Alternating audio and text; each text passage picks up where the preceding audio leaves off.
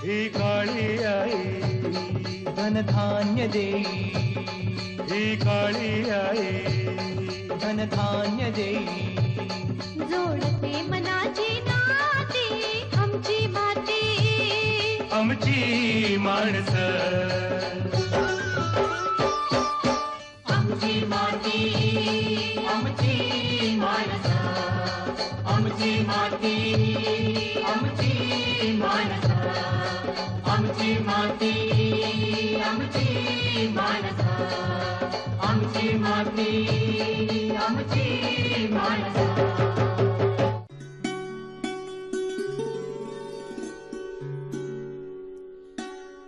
भारतातील शेती व्यवसाय हा मुख्यत्वे पावसाच्या पाण्याच्या उपलब्धतेवर अवलंबून आहे. एकंदर पावसाच्या प्रमाणानुसार शेतकरी पिकाची निवड करतो. सलग काही वर्ष पावसाचं प्रमाण बदलल्यास पिकाची निवड बदलावी लागते अथवा पारंपरिक शेतीतील अडचणींवर उपाय म्हणून शेतीपूरक व्यवसायाची निवड करावी लागते. शेतकऱ्यांना याकरता सोलापूरच्या कृषी विज्ञान केंद्रातर्फे मार्गदर्शन उपलब्ध होत असतं. या अंतर्गत सोलापूर जिल्ह्यातील बार्शी तालुक्यातील काळेगाव हे गाव कृषी विज्ञान केंद्रानं दत्तक घेतलं आणि रेशीम शेतीसाठी मार्गदर्शन उपलब्ध झालं. आम्ही ज्यावेळेस सुरुवातीला या गावात आलो तर ह्या गावातील मुख्य पीक ज्वारी, तूर, हरभरा आणि ऊस काही अंशावर याच्या प्रकारचे पीक पद्धती होती आणि शेतकऱ्याची उत्पादकता जी होती ती खूप कमी होती. आणि मग कृषी विज्ञान केंद्राने सुरुवातीला जे सर्वेक्षण केलं त्याच्यामध्ये शेतकऱ्याच्या अडचणी, समस्या याचं विवेचन केलं, त्याच्यावर अभ्यास केला आणि नंतर आम्ही एक वर्षाचा कृती आराखडा 3 वर्षाचा ह्यांना ठोस असा दिला. आणि त्या ठोस अशा कृती आराखड्यामध्ये आम्ही असं ठरवलं की हे जे गाव आहे इथं रेशीम उद्योग जो आहे तो भरभराटीला येऊ शकतो किंवा चांगला फुलू शकतो. म्हणून आम्ही या गावातील एक 32 जे जोडपे आहेत, म्हणजे ज्याला आपण हजबंड वाईफ, ज्याला आमच्या भाषेमध्ये लक्ष्मी आणि नारायण असं आम्ही त्यांना संबोधलं आणि ह्या तुतीच्या भाषेमध्ये ती आणि तो. तर ह्या संकल्पनेच्या मार्फत आम्ही ह्या 32 जोडप्यांना 2017-18 मध्ये प्रशिक्षित केलं आणि प्रशिक्षित केल्यानंतर त्यांना परत परिचयात्मक परिभ्रमण, ज्याला आपण एक्सपोजर व्हिजिट म्हणतो, त्या अंतर्गत काही चांगल्या तुतीच्या बागात, चांगल्या तुतीचे युनिट्स त्यांना दाखवले आणि येथील 32 जोडपे हे संपूर्ण हे तुतीचं जे सुधारित तंत्रज्ञान आहे ते तंत्रज्ञान आत्मसात केलं आणि प्रत्यक्ष कृतीतून त्यांना हे शिक्षण दिलं. त्या अगोदर आम्ही तुतीची रोपवाटिका तयार करण्याचं जे प्रशिक्षण आहे तर तेही प्रशिक्षण या गावातील जे काही लक्ष्मीनारायण आहेत 32 त्यांना दिलं.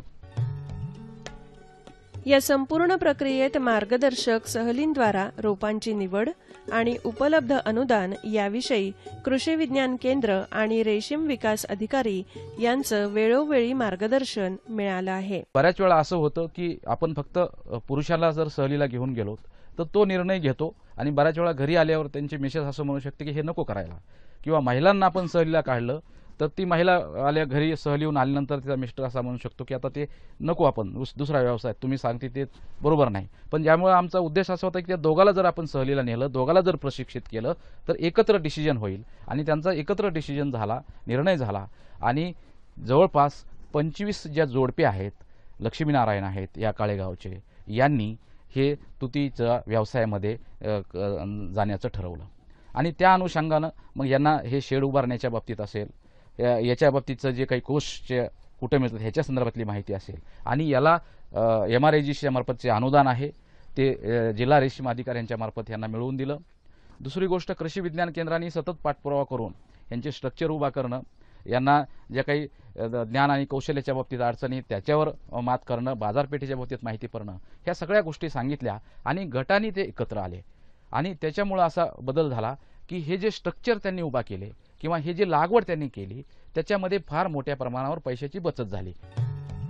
काळेगावातील शेतकरी दीपक घायतेडक यांनी गटाच्या माध्यमातून रेशीम शेती व्यवसायासाठी लागवड आणि संगोपन गृह उभारलं आहे. रेशीम शेतीत तुतीच्या लागवडीसाठी रोपांची निवड, तुतीच्या आवश्यक उत्पादनासाठी फवारणी, छाटणी आणि पाणी नियोजन, संगोपन गृह उभारणी अंडीपुंज खरेदी, अळ्यांचं संगोपन, त्याकरता आवश्यक निर्जंतुकीकरण आणि कोश तयार होईपर्यंत निगराणी असे महत्त्वाचे टप्पे आहेत. ज्यावेळेस आम्ही बाहेरगावी रेशीम शेती प्रत्यक्षात पाहिली आणि त्यातून प्रेरणा घेतली, मग मनरेगा अंतर्गत आम्ही गावामधील सर्व शेतकरी एक ग्रुप तयार केला आणि त्या ग्रुपच्या माध्यमातून एक गट तयार करून सगळ्यांचे म्हणजे प्रशासकीय मान्यता तहसीलदार कार्यालयांच्या मार्फत बार्शी इथून आणि तांत्रिक मान्यता जिल्हा रेशीम अधिकारी कार्यालय सोलापूर यांच्याकडून मिळवली आणि त्यांच्यामार्फत आम्हाला रोपवाटिका लागवड करण्यासाठी कार्यारंभाचा आदेश निघाला. त्यानंतर आम्ही माळशिरस इथून 3 रुपयाला 1 रोप अशा दराने जवळजवळ 5,000 रोपांची खरेदी केली आणि प्रत्यक्षात शेतामध्ये लागवड केली. लागवड झाल्यानंतर 1.5 महिन्यानंतर त्या रोपांचा एकदा रिकट घेतला की जेणेकरून त्याच्यातून फुटवा जास्त मिळेल आणि जशी तिकडे बाग वाढायला लागली तसं शासनाचं अनुदान मिळालं, मनरेगामार्फत अनुदान मिळाल्यामुळं मग परत एक साधारणतः 50 बाय 21 शेड उभा केलं. त्याच्यावरती उन्हाळ्यामध्ये टेम्परेचरचा प्रॉब्लेम येऊ नये म्हणून सिमेंट पत्रे वापरले आणि आतमध्ये ज्या अळ्यांचं आपल्याला संगोपन करायचं आहे त्या अळ्यांसाठी आपण अशा पद्धतीचे रॅक बनवले, ज्याला आपण इथं 6 कप्पे बनवलेले आहेत आणि प्रत्येक कप्प्याची उंची ही सरासरी 1.5 फूट आहे, म्हणजे 18 इंच आहे. आणि याच्यातून आपल्याला जो बाग परिपक्व झाल्यानंतर जे याच्यात आपण जिल्हा रेशीम कार्यालय इथून अंडीपुंज मागवतो, ते अंडीपुंज आपण बाल्य कीटक संगोपनगृह म्हणजेच थोडक्यात चॉकी सेंटर यांच्याकडे देतो आणि तिथून 10 दिवसाच्या अळ्या तयार झाल्यानंतर त्या प्रत्यक्षात आपण आपल्या शेडमध्ये आणतो आणि आणल्यानंतर त्याला आपण आपल्या बागेतला पाला काढून टाकतो आणि हळूहळू त्यांना त्याची वाढ करतो.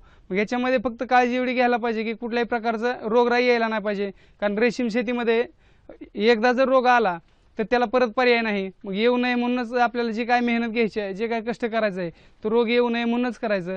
आणि त्या स्वरूपात आम्ही ज्यावेळेस चॉकी शेडमध्ये आणली त्यावेळेस शेडचं 2 दिवस अगोदर निर्जंतुकीकरण करून शेड एअर पॅक करून ठेवलं आणि नंतर चॉकी यायच्या अगोदर 1 तास ओपन करून ठेवलं, जेणेकरून आज जो गॅस तयार झालेला तो बाहेर जाईल आणि अशा पद्धतीनं फ्रेशमध्ये चॉकी आतमध्ये आणली. आणि दररोज सरासरी जर पाऊस पडत असेल तर पावसाळ्या दिवसामध्ये पाला जर शिल्लक राहिला तर त्या पाल्यामधून बुरशी तयार होते आणि ती बुरशी तयार झाल्यानंतर रोग येतो.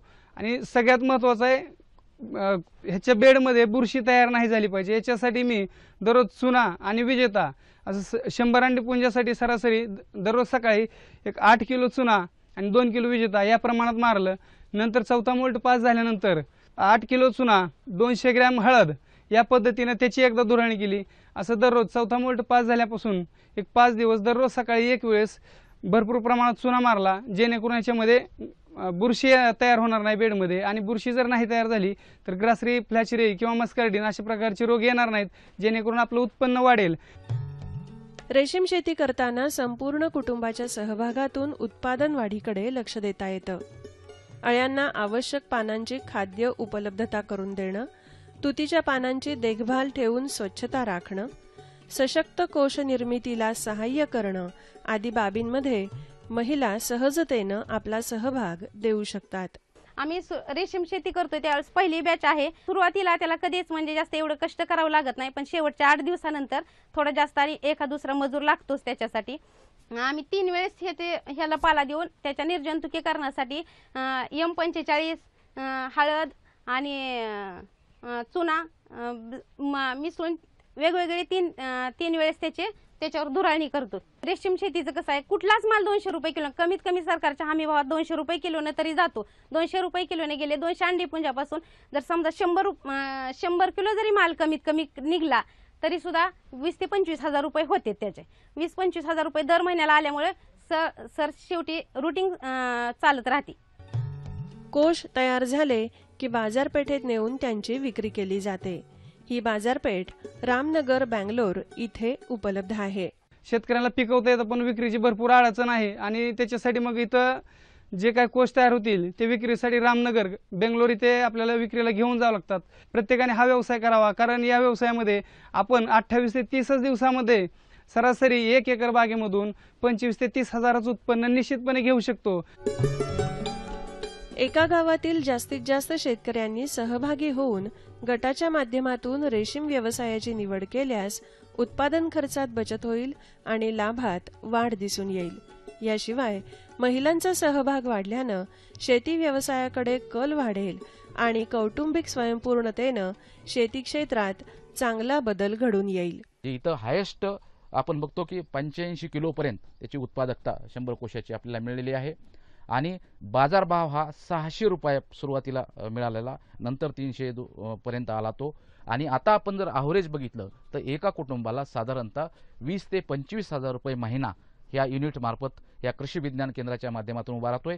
इतकं उत्पन्न हे कृषी विज्ञान केंद्राच्या तांत्रिक मदतीमुळं हे आपल्याला उपलब्ध झालेलं आहे आणि त्याच्यामुळं आता बरेचसे युवक हे रेशीम शेतीकडे वळायला लागलेले आहेत. आजूबाजूच्या गावचे जे युवक आहेत तिथं पाहायला येत आहेत की रेशीम जे शेती आहे ती कशी आहे.